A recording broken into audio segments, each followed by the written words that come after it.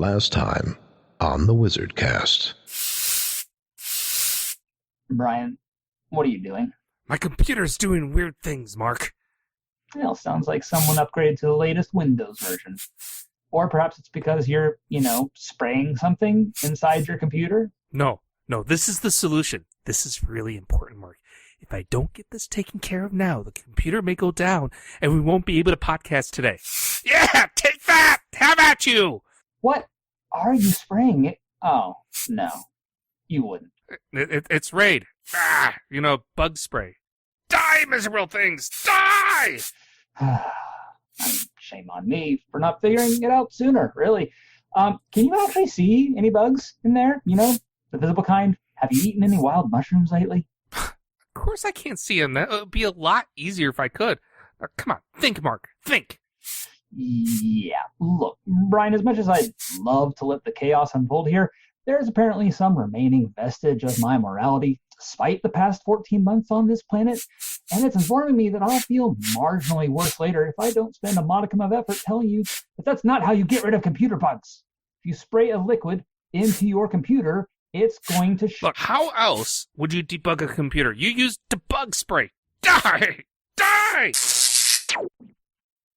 Brian? Hello? Well, guess I was too late. But the show must go on. Welcome to the WizardCast, everyone. And now the conclusion of the WizardCast.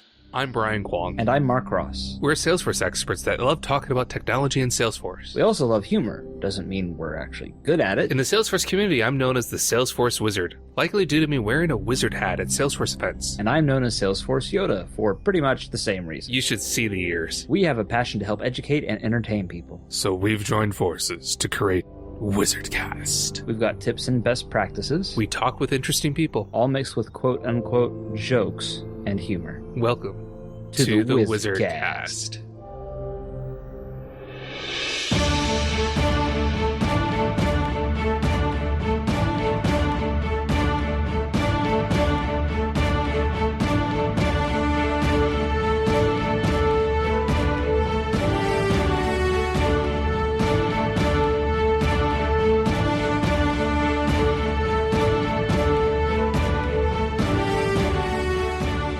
Fly lands in the grass, and suddenly it feels another bug on its back. Hey, bug on my back, are you a mite? It asks. I might be, giggles the mite. That's the worst pun I've ever heard, groans the fly. What do you expect? Says the mite.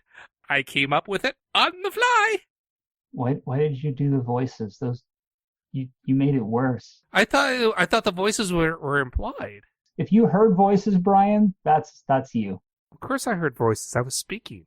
I'm beginning to think you're just jealous that you didn't get to play the part of the mite. Look, I don't take small parts. There are no small parts, just mighty ones. So, Mark, who are we talking with today? So today we are talking with Peng. That's not the I'm sorry, was that R&B. Peng? No, Peng. Timothy Peng. He is actually product manager for Flow, specifically handling the engine and analytics side of things. And he is an all-around awesome guy. We've kind of named him an honorary doc team member. So welcome to the show, Mr. Peng. Thanks, Mark. Was that the actual introduction? Yes, that was the actual introduction. Is that fine? Was it good? Yeah, I'm down. Okay. All right. I was going to say, if we disappointed right away at that level, that's about par for the course. Please don't tell me that I'm the first person to come up with Peng, because that's like... It's his email address. It's in his email address. Exactly. It was a pleasant surprise. I wasn't expecting. That's very generous of you. Good to go. This is the sort of randomness we come up with. The whole podcast is nothing but randomness.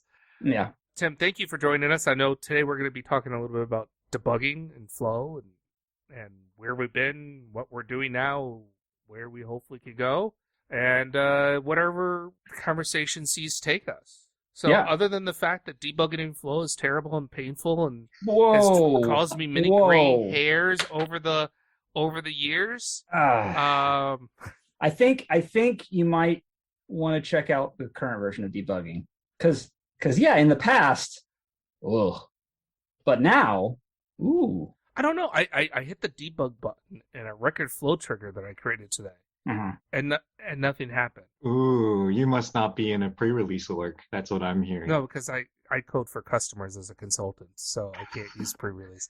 But what's in the pre-release org? See, you go to a pre-release org today, and you hit debug on a record-triggered flow, and it'll work. So where's it figuring out what the record reference is?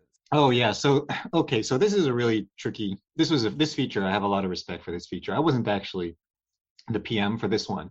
It was one of my colleagues, Diana. But if you go into Modal, you're actually gonna just have a lookup where you just find a record in your org, and for the debug run, we essentially pretend that you've created or updated a record that looks like that. But at the end of the debug run, we actually roll back everything. So, it's completely sort of transient. Okay. No destructive changes to the database. That's interesting. I like the lookup mode because that makes it kind of flexible and beats trying to find the ID and copy and pasting. Oh God, yes. Right, which I have done for a long time. But if we're doing flow triggers now, we can do triggers that happen before the save, and we can do the triggers that happen after the save. And if you're doing afters, you get prior record and current record, just record, I guess, as variables. If we're just doing a lookup, what's filling in for that prior value? I have no idea. Is that why it's a pre-release? Well, we hit the nerd weed super fast. This is like record time even for us. Maybe we should take a step back, Brian. Okay, so what about that white background color? No, just let's... Oh, not that far back. Let's talk about debugging. So... No, I'm gonna be honest. Like, I have full faith in the feature because I know the people who built it, and I've been mostly just focusing on marketing the features that my team's built. That's where my teams have been going. So I just haven't had the time to really try out all the other features that the product managers on the team have built. So no idea, but try it out. Get a pre-release org. Way to go, Brian. Way to go. Look. We spent hours in preparation for this interview. It's like I absolutely did not message Mark in this morning asking who we talking with again and what does the person do, because we're always on the ball here at the WizardCast, always on the ball for our listeners' enjoyment, and yeah, no one's gonna believe that. Okay, so let's back when we're talking about debugging. Give us an example of something you've been involved with, because I obviously don't have a clue who's doing what with when. Can we debug this podcast? Is that possible? Is there a debug button? Ooh, that's coming in summer 24. Do we need to do a safe harbor statement right now? Safe harbor. Oh yeah, it's always safe harbor. I don't, but you probably should. Like, I personally always buy things based on what I think Salesforce is going to come out in 10 years, not what the available features are now. No, Brian, Brian does not give professional advice. So I saw a post that you made, Tim, and it talked about the journey of flow debugging, right? Where it's been in the past couple of years and where it has gotten to. So I thought maybe we could start with that and talk about, how maybe if users haven't used flow for a while, how debugging has changed and evolved to its current state, and then like maybe a couple steps ahead if you can. Sure. So firstly, I think Brian was 100% well within his rights to ask me that question, and I was totally comfortable saying I have no idea. Right. And I appreciate that, Tim, especially because I must have missed the link to that post in Mark's it was show internal. prep notes. It was an internal post, so. Dear listeners, if you ever need an example between Mark and I where we fail at contextual representation, this is it. Yeah, this is it. Okay. All right. Well, tell me about the post, since I'm obviously clueless. Yeah. So the post was basically this. A few nights ago, the PMs are sort of all responsible for signing off on the release notes that Mark and the rest of his team are working on, and so I was reading through the release notes, and I read through the release notes for all of the features that came out of our org, and I saw a number of features that were related to debugging this release, and debugging has been, a 3 or 4 release journey now, and the way that we have organized internally around debugging has really been an amazing sort of thing. One thing I've learned is that, honestly, shipping good product just in by itself is one of the easier parts of the job. And the reason is when we build product, we are working with doc, designer, and engineers, and PMs, of course. And all 4 of those parties, those personas, are actually trying to do the same thing, right? We just want to provide the best customer experience that we can. And we might all disagree on what that might be, but we all have the same end goal, which is deliver a great customer experience. But what's actually really hard about, delivering sustained customer success is sort of organizing, around projects in a way that in the long term is going to allow a product to sort of, thrive. So organization is really important. And I think when this release notes came out, and I just saw the proliferation of debugging features that were shipped, even though I was sort of the primary PM for debugging for a while, there was a number of features that I had no involvement in related to debugging that were able to leverage, many of the sort of framework level things my team had worked on. And so it was just extremely, gratifying to see the hard work that my team put in being used to multiply, the value that we could create for customers as an entire organization. And so that sort of led to, my internal post to the team and all the individuals who had been involved with it for a while, because, I only sort of got that visceral sense of pride when I read the release notes, and I took some time to step back and think about the last, year and a half. And I think, the post was targeting a bunch of the engineers who are usually more focused on the tactics about execution. And I felt that everybody really deserved to step back and appreciate, that they were part of something that was really great and cohesive and a big thing that I think has really moved platform, not just Flow, but platform in a great direction. So the story sort of started about 2 years ago, before I was even in the Flow org. So this was when my manager today, his name is Jason, he was the Flow Engine PM. And he and Corey Tan, designer at the time, they worked with Salesforce Research to send out a survey to some 200 to 300 odd admins in the field, and trying to parse out, what were the needs out there that were not on our radar. And so, we had a bunch of questions with multiple choice. And then I believe it was the 6th question on that survey was an open-ended question, just saying, what do you want that hasn't been covered? And the number one response, across those open-ended responses, like semantically, was basically saying, we need better debugging tools. And that was it, right? And then a bunch of the other requests were all tangentially related to debugging. It was things like, allow me to see and monitor my flows in production and see the number of errors that are happening, right? And so there's so many different requests in things that were basically related to making Flow not just like easier to use to build a flow, right? But also making flows easier to maintain over their life cycle, right? And I think those are, 2 different very important pieces, right? Is reducing the friction of creating a flow is really important because it allows you to, really minimize the time to market of a new piece of automation.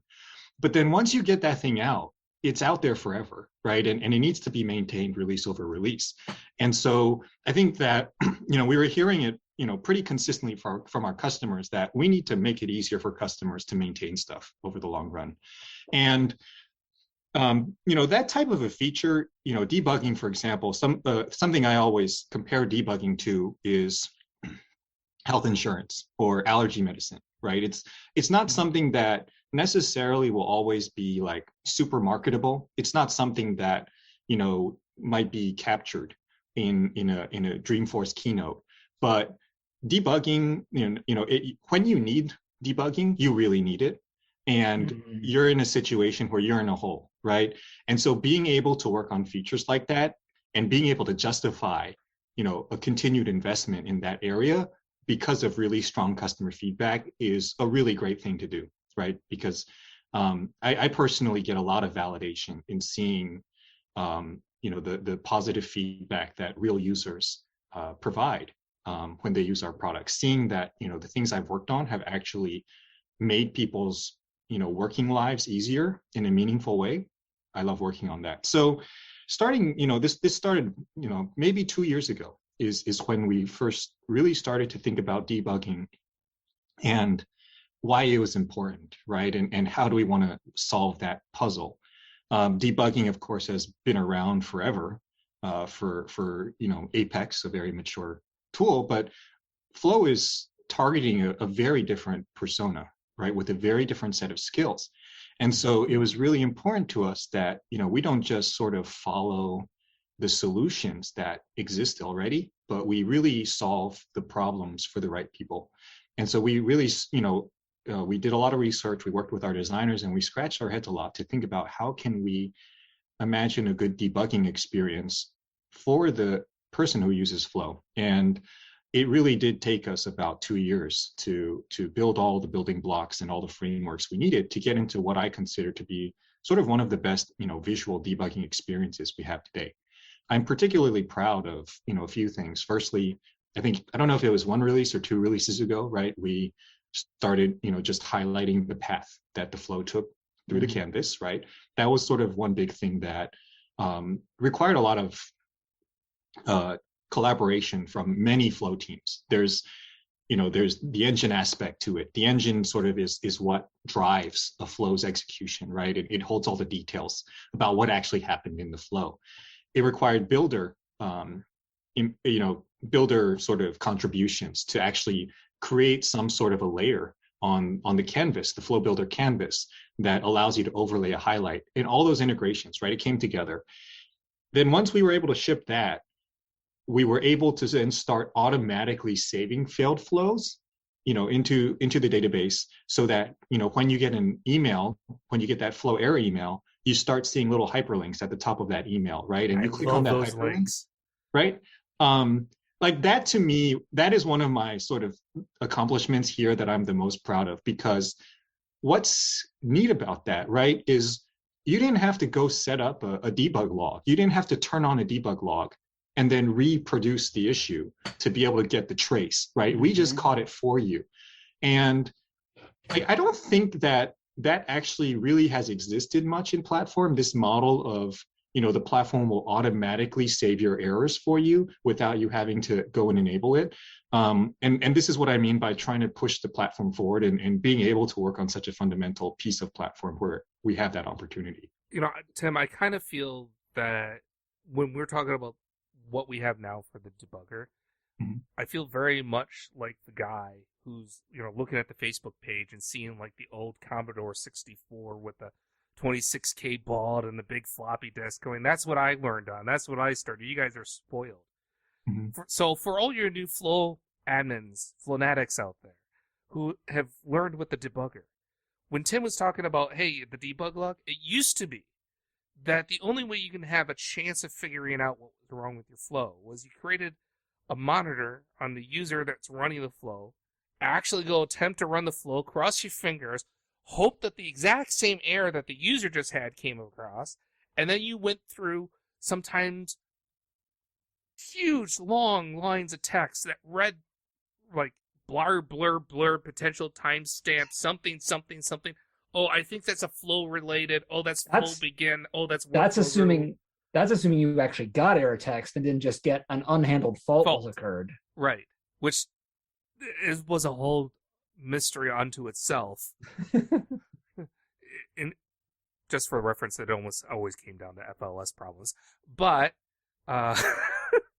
or that you built your flow around one of the two. Yeah, security. That's what you used to have to debug. Like it's a quality of life thing, because it used to take me, on some cases, hours to go through a complicated flow just to try to figure out what was going on in the debug log. Because that debug log had everything that happened in the transaction. Any Apex workflow rows, validation rows, everything was in there. And God forbid if you're one of those weird special circumstances where your debug log ended before your flow got launched because so much stuff was happening. Get it? Ran out of characters. Ran out of characters. Forget it if your flow failed after being called from an Apex class that's being run in a test environment because the test had to create 30 pages of debug log showing the creation of the records being created in the Apex. Okay, Brian, we get it. So, you're old. Yes. Thank you, Mark. The point being, going from that to literally having an email with a link in it that visually showed you, hey, this is where it stopped and this is what the status is. It was like jumping forward 20 years in the computer industry. You went from having to deal with a horrible baud rate to now that is something that almost any admin can handle. There's still mystery to it. Occasionally, you feel like you have to still set up the stone altar and do a sacrifice off to the flow gods. But more often than not, it's user-created mystery, not Salesforce-created mystery.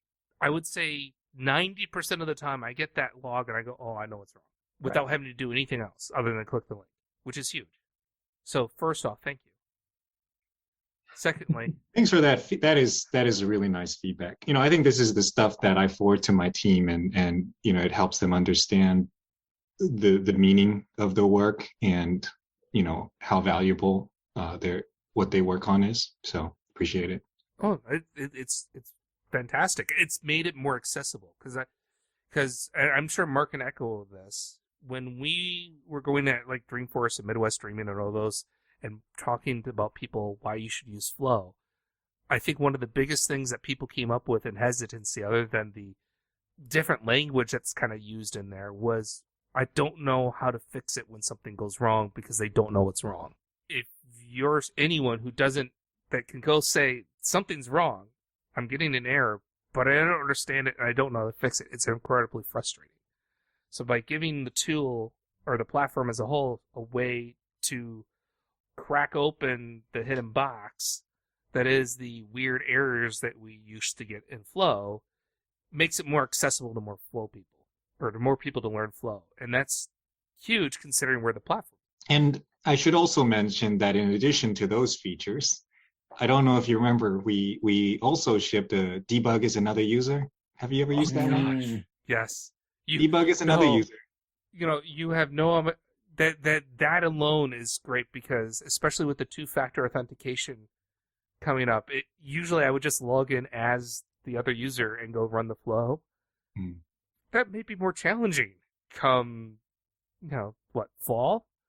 When now you have to two-factor authenticate just to log in as another user to test something.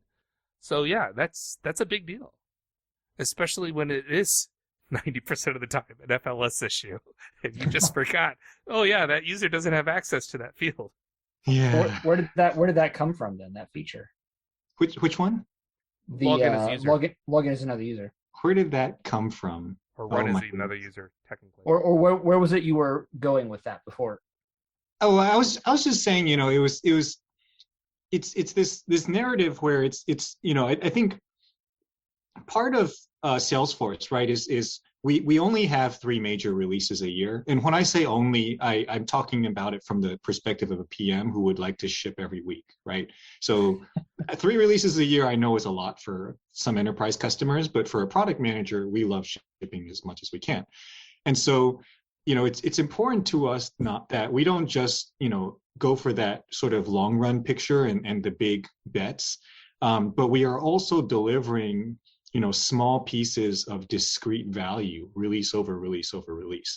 And so, in addition to that huge sort of investment that landed us at that hyperlink in the email that you can click on and opens Flow Builder and highlights the path and puts an error icon next to the error icon, next to the element that failed, we also just did a bunch of little features that, I think we're all extremely proud of. I think we did rollback mode for auto launched flows a little while ago. We did the debug as user, and I think it was last release where we actually fixed the CPU time consumption of flows, in the debug logs. So this was the bane of like developers and ISV's existence, is Flow was not accurately reporting how much CPU time it That's was. not important. It's not like it's a limit. Oh, it's a limit. It's a limit. And we were charging. Of course, we were charging customers for the limit, but we didn't say it was us. And so what happened then is, the governor, if you turned on your Apex debug logs, you would actually see that, perhaps the Apex trigger that went after a flow sort of gets blamed for all the CPU time that the flow consumed. And so this puts ISVs in a terrible situation, because, ISV triggers often actually go near the end of the save order. And they just don't have a great way to defend themselves and say, no, it's actually not, because of, my package trigger. It's not. There's actually some flow way earlier in the save order that was consuming all the CPU. So, a bunch of sort of small but mighty features along the way that I hope a lot of people are getting value out of too. Feel free to say, no, I'm not going to tell you this, bro, and talk about it or whatever. But I have a general vision question, because you mentioned bringing debugging to the platform, not necessarily specifically just Flow, right? Is the first time this has happened where the platform is saving the error. Somewhere on the future unrelease, what I would love for that to get to is a place where you can say, I want a visual representation of what happens when ... This a record gets saved. Instead of having to go through the long log, right? Mm-hmm. I would love to have a visual representation that pops up. Hey, Apex triggers called, then calls method, flows called, process builders called, kind of down the line. That's a visual representation that you can click in and click out of to get more detail. Because as most admins, probably are still not going to be able to go through and read the debug log and try to figure out what's going on. And all our orgs are getting more complicated these days, because we now have Apex, we have API calls, we got flows, we have process builders, we have workflow rules. Heck, I know some orgs that still have S controls. And so it's getting really tough to say when say an opportunity is created or updated, what is the whole of that transaction? Like, you might be able to say, I know there's a flow that's running, and I can debug that one flow, but if there's a problem in the whole, it's really tough for a typical admin to figure that out. So with what you've done here, does that potentially put the structure in place to be able to do something more platform holistic for debugging and visualization? So, what I will say is that what you've just asked about, it's something that I don't think any PM in the Flow org is not aware that is an unmet need right now, right?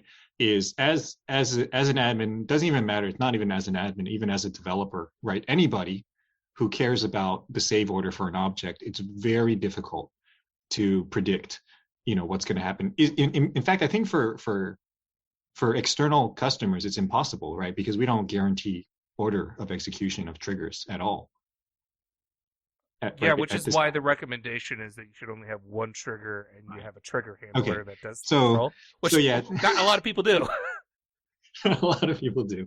So no, I will say that it is something that we've actually, we've invested already some pretty good amount of design and PM hours into looking into a solution.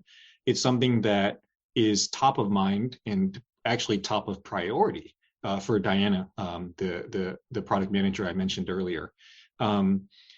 There's another piece to it as well that I'm also slightly involved in, which is there's saying what's going to happen when I save an opportunity. So that's what I call like the design time piece, right? It's just seeing what's going to happen.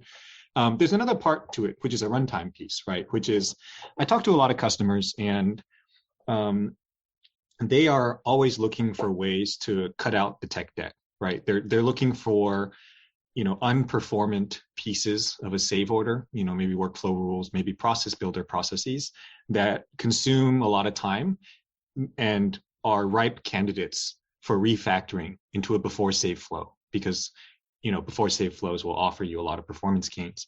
And so there's another piece to it, right? Which is like, what if I could also give you something like, in the last month, this many cases were saved, and on average for each trigger on case, this is how much time was consumed, either CPU time or wall clock time, because wall clock time is important, right? That's how long the end user has to wait for the case to save, right?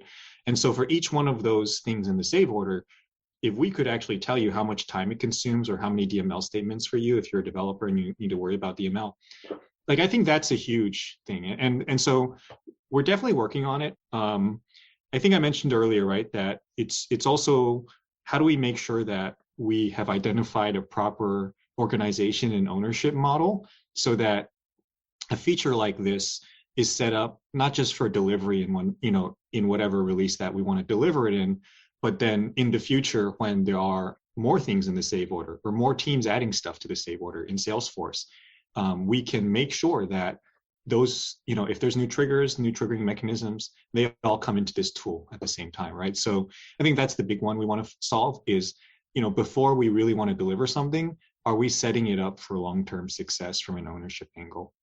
So top of mind, but I think it's going to take a while because we want to be very deliberate about how we deliver this thing. And Brian, I think, unless correct me if I misunderstood, there was something else in there you were talking about, almost like an admin-friendly debug log. Yeah, basically. Because if if anyone's looked at the debug log, it's tough difficult to read even if you know what you're looking for. Right. So I was thinking, and the reason that would be different than, say, like flow executions is because the debug log may contain other, Apex results, workflow results, other automation. There's a couple of uses for something like this. One of them is something's going on and you don't know why something is going on. And you need to get a holistic view. The only way that I know how to do this right now is you open up Dev Console or you do a debug monitor and you go through the logs and pour yourself a cup of coffee and take some migraine medicine.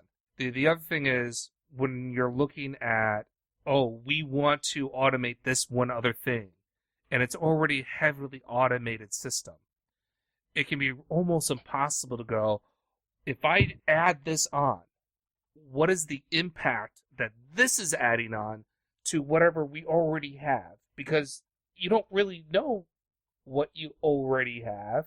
You can kind of get an idea maybe of what this a little bit is, but like we're talking CPU cycles, so I will guarantee there's not many people out there that go, yes, when an opportunity is saved, on average, this is what our CPU cycles are, so I know I have this kind of room for more automation. So you're talking about pre-bugging? Potentially, yes. Instead of debugging, you're pre-bugging. You want to know, like, if I do this, what kind of impact might it have? I need to know what is the current impact so I know where are we now, because if I'm going to build something, I can look at the potential of build and say, hey, this is something small, this is something big, hey, this is something we need to look at as part of the process because maybe it's not the right thing to be able to do for the gains that the company's going to get doing it. Or, I'm thinking about installing a managed package, which I just trigger in my org, right? Mm-hmm. Do I actually have space for that trigger, right? And so right. I think right now you can't really tell, right? You just got to try it out and then YOLO. Basically, yeah. Which is why your dev org. Or the sandbox, right? Yeah, that's what I meant. You're all using a sandbox. Right. Yes, I'm looking at you. Right. You know exactly who I'm talking about that's not doing it in a sandbox and doing it in production. We've talked about this. I recognize you in the back. I remember when you installed that package directly into production. Don't think I don't know. Okay, that's enough of that nonsense. It's not nonsense. This is a serious thing. Right. We're very serious. So there you go, Tim. Some more random ideas from the peanut gallery. It's not one I've not heard before. I'm going to be completely honest and transparent with you. It's not something that is top of mind for me right now. Honestly, where I'm looking at for the next few releases now is actually taking a bit of a pivot and trying to flesh out our declarative testing story. So for those of us who probably have no idea what you just said, declarative testing story, right? Is that Yes. where you basically say, I have a story, I'm testing it, I'm now declaring it? Thank you for asking for the clarification. What I mean by that is, sorry about that. When Apex developers write triggers, right? There's a certain thing that we call quality, which is, did the trigger that was written actually accomplish what it was supposed to accomplish, in the user story in Jira or whatever, Like a unit test. like a unit test, right? And also, did it not accomplish what it should not have accomplished, right? Like, it should work when it should work, and when it shouldn't work exactly the way it should not work, right?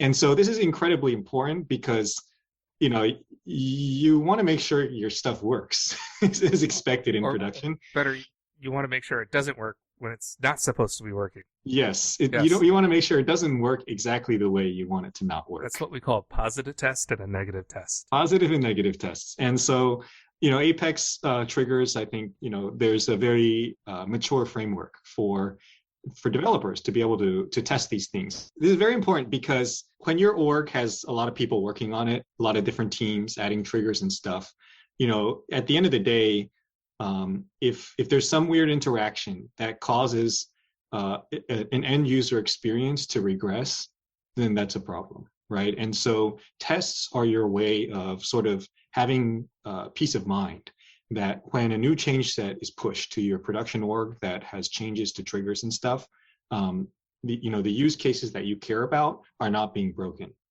And there's not really an automated way to do this for flows today. Wait. You said there's no automatic way to do that. Are you telling me there's a way to manually do this? Manually do this. So you can manually test a flow, of course, by running it in the debugger or... Oh, well, yeah. Okay. Or activating it and trying it out. I was trying to say, because I was keying in on the automatic, because writing a unit test is not the same thing. No. Because you can do it. My person is, the moment you have to write Apex, the test to declarative tool, you defeated the declarative tool. Right. So there's no way to create to cause an automated test for a flow to exist without writing code today. Okay. And that's highly problematic for the reason you just said, right? Is we want admins to be fully self-sufficient in creating automation that is actually going to stand, the test of time. And we want to make sure that, admins are supported through the entire life cycle of the automation in their org. And so I think, the last, we've been investing in debugging for a while now, where I think that it's come to a really, pretty good point that at this time, I think it's more important for us to focus our resources on making, admin sort of created automated testing possible at all. Oh, that would be amazing. An impressive, an architectural feat to pull it off, frankly. Yeah, especially because you have so many different types of flows, some that take input, some that don't take input. And more types of flows coming all the time. Right? Yeah, past few releases, we've had how many new types of flows? We got quite a few, right? Schedule flows are another one. They've been out for a while. We got trigger flows are going to be tricky. And I think it's a really interesting problem to think about, right? Because in Apex, as you both know, Apex tests are data siloed, right? You can, when you're in an Apex test, you have to create your own data as part of the test. And when the test is over, everything gets erased. And this is essential, right? Because you cannot have tests actually editing or deleting data in your production org when you're trying to do a deployment, right? And I think it's acceptable because for developers, I think it's acceptable to expect them to know how to create a bunch of data using DML statements like inserts and updates and everything like that. But when we're building for the admin persona, right? I think the experience needs to be much more smooth and much easier. And so there's a lot of really interesting problems in this space, such as making it easy for admins to understand what is the data their test is going to run against, and to automatically make sure that we're clearing it all out when the test is over. This is all stuff, complexity that, I think we believe that, Salesforce, we should be taking on our shoulders, so that our end users do not have to bear that complexity themselves. If you're able to declaratively define what the test records are, that could be a boon for Apex developers too. Could be. Because I can't tell you the number of times I've had to go in and update a unit test because of an admin, typically me, wrote a validation rule that broke all the unit tests. But because, that particular admin was a terrible developer, didn't realize until he went to go deploy something that it broke all the unit tests. It's possible to add a picklist value and break all your tests. Or deactivate a picklist value. I mean, there's so many different ways to break a unit test because the unit test is it's built on assumptions, essentially. Right. And I'm going to be honest, tests breaking is actually, in my opinion, a good thing, right? Well, that's they're doing it what they're designed to do. Right. Yeah. But no, I get where you're coming from. And I think another really interesting thing that, we're thinking about is how much can we leverage, leverage and integrate with all of the stuff that Apex provides its developers, so that if we can add stuff, that makes flow testing easier, then we can also share it outwards to Apex and to developers.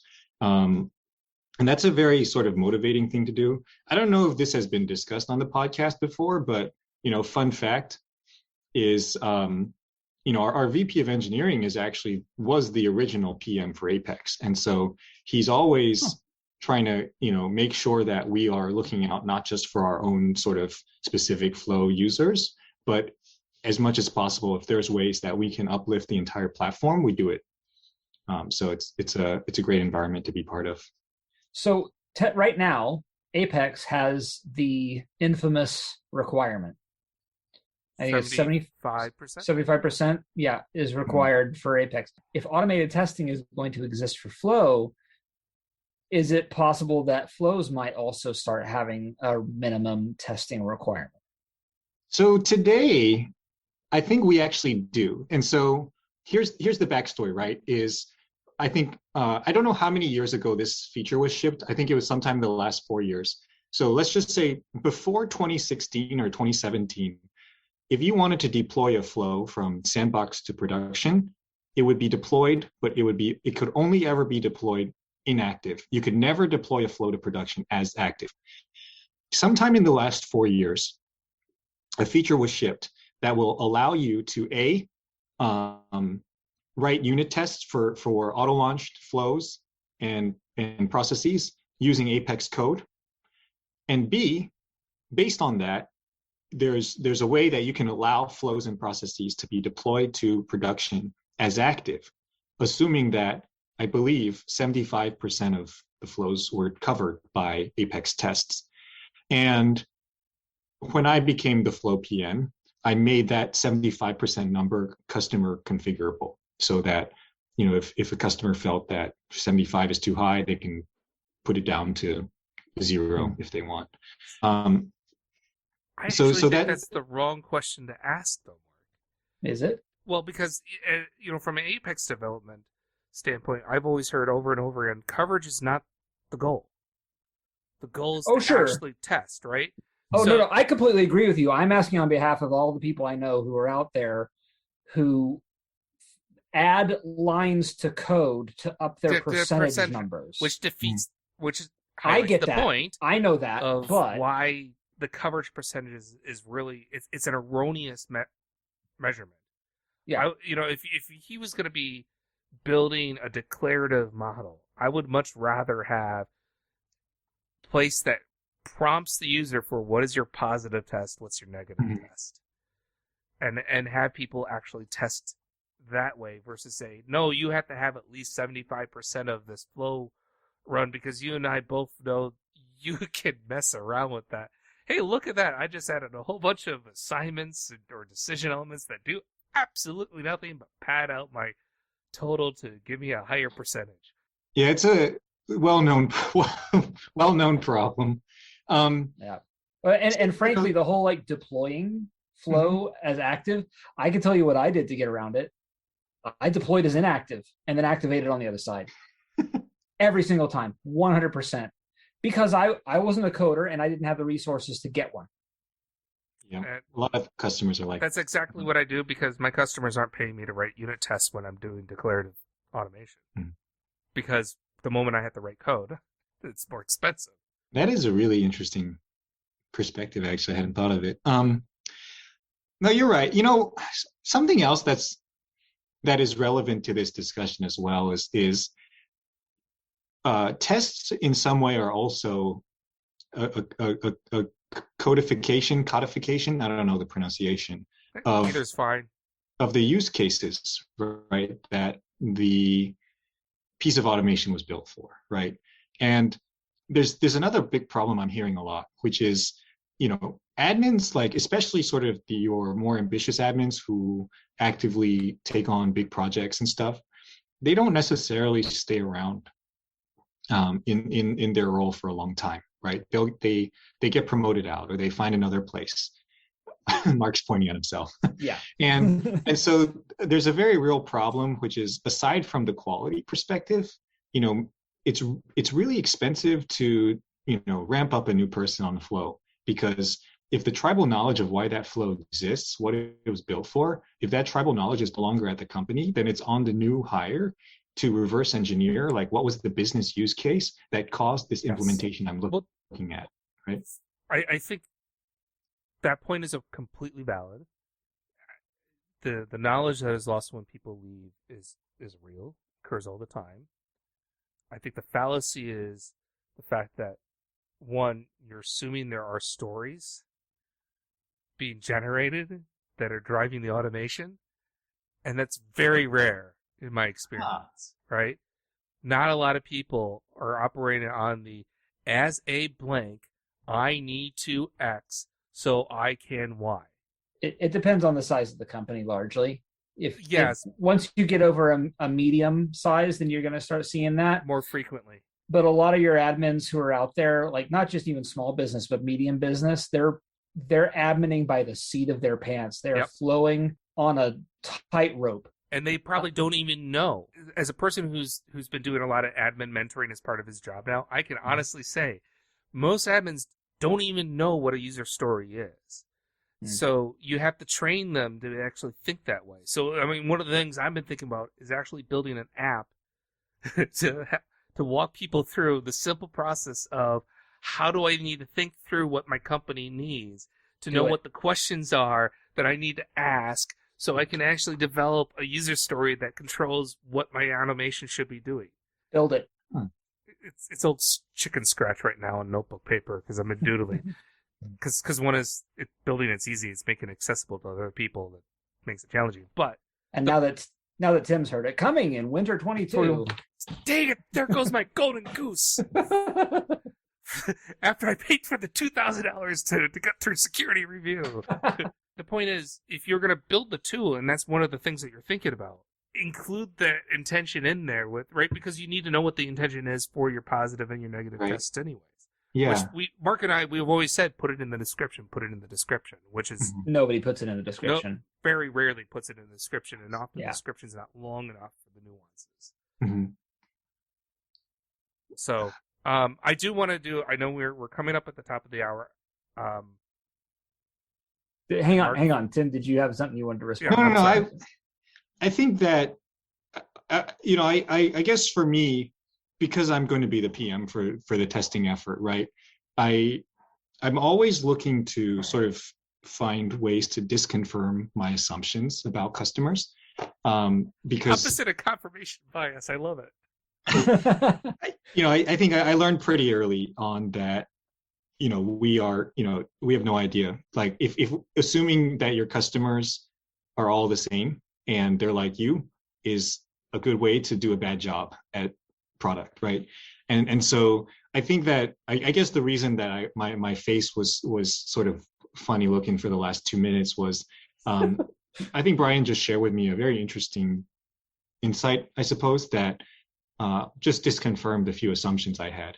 And so I need to do some more homework, I suppose. Anybody who's interested in Flow or anybody who's really tired of Process Builder, I highly recommend checking out, the Flow release live this time around.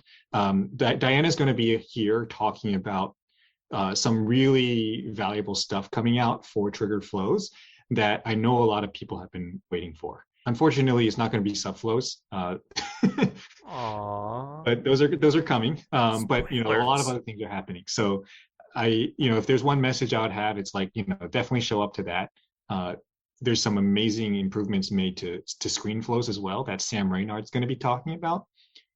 So yeah. One other thing I want to point out real quick, if you've seen on the Architect Guides, the official Architect Guide site, there is an Architect Guide for record triggered automation. Tim is the one who wrote that. We'll put the link to that in the show notes. I can't talk about enough how much I love this document. If you've ever wanted to know how exactly record triggered flows actually work, like the deep weeds, the nerdy stuff about what runs when, like, go check out this document. You never shared it with me? I thought I did share it to you. Well, I'm sharing it to you now. I didn't even know there was an architect site. The Architect. Wait, you never? Oh my goodness! It's not talked about very well. Is it Tim. like new? Has it been like during It's been like a times? year. I guess it was Has it been pandemic times? All right. If it's happened during the pandemic, well, I can guarantee you, I probably don't know about it. All right. Well, we got some distribution issues. We gotta figure out. We will have links in the show notes, and Yes. we may have to do a future episode that kind of focused a little bit more on that. Architect.salesforce.com. Tim, if people want to reach out to you with their own use stories or hopes for debugging, where would you like them to go? Oh gosh. And Jason they don't Teller- have to go anywhere. You can point them to ideas.salesforce.com if you want. I mean, or if you're a Twitter user, you can put Twitter. Me up. So Jason Teller told me the last time he was on, the Wizarding World of Podcast, you all griefed him for not having a Twitter that people could tweet him at.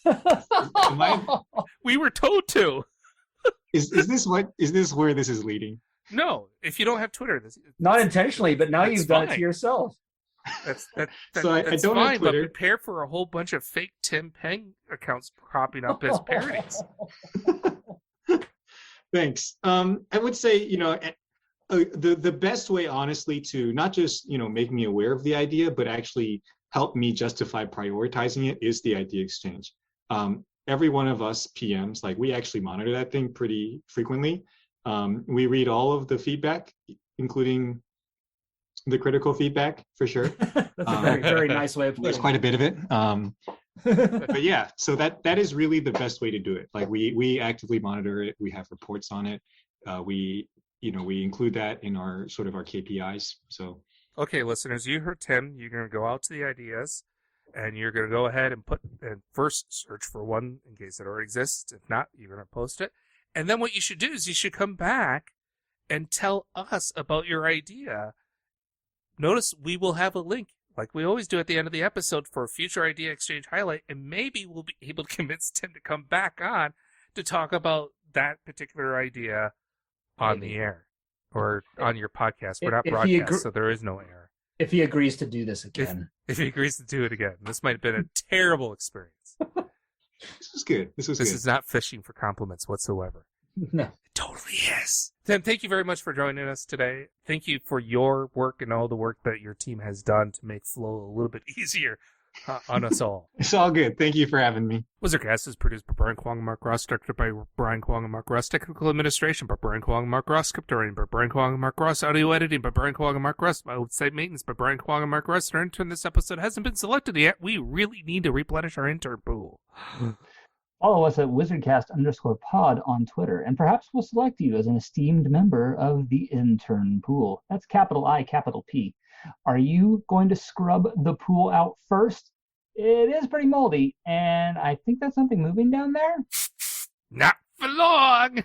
Yeah, either way, it is a prestigious position. If you have a joke, interview suggestion, or other comment, let us know. You can call and leave a voice recording at 608-492-0321 or email wizardcast@thewizardnews.com. And if you want to participate in our next Idea Exchange highlight episode, let us know what ideas you would like Mark and I to talk about, and maybe we might be able to get the PM to talk about it as well. Go to bit.ly/idea highlight to submit that idea to us. Don't forget to subscribe to the WizardCast and receive our next episode automatically. And please post reviews on Apple Podcasts or the podcast app of your choice, and share this episode. It helps others to hear what you just had to endure. Once again, I'm Brian. And I'm going to take that can away from you. Geez, stop spraying it in my ear. Damn, knock it off. Thanks for listening. It's cold. Die! I'm not a bug.